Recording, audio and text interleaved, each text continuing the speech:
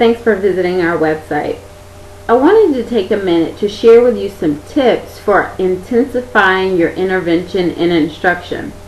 One of the most frequently asked questions that I get is, Renee, what interventions do you recommend? Similarly, I often get, my school can't afford to purchase any intervention material, so how in the world are we going to implement RTI? My response typically doesn't involve a listing of the most affordable intervention kits. Rather, I ask educators to reflect on the definition of intervention. Interventions are specific strategies or activities that support or target a student's specific needs as indicated by their student data. Interventions are those strategies or activities that are well documented in our current research base as being effective. And interventions are those strategies that provide both an opportunity for instruction and practice.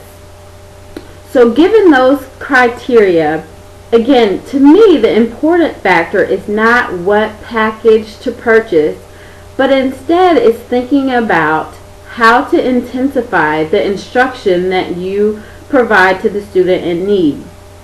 With that said, I recommend 3 areas to focus on as you reflect on how you might intensify your instruction. First, think about the size of the group. The smaller the intervention group, the more intense that intervention becomes. Secondly, think about the opportunities provided for that student to address their area of need. More specifically, I'm thinking of how might you increase frequency or how often you're working with that student, as well as duration for how long you're working with that student. And as you increase frequency and duration, you're thereby increasing the intensity of the interventions that you provide. And finally, reflect on the focus of the content within the intervention. The more specific the content that you cover with the student, the more intense that intervention becomes. So for example, working with a student for 30 minutes on phonics skills is much more intense than working with that same student on phonics, fluency, and comprehension skills. So again, I encourage you to reflect on those 3 areas as you think about building your intervention toolbox.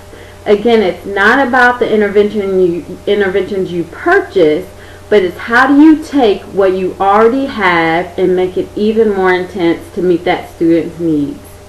For more information about interventions, please visit our resource page for more helpful links.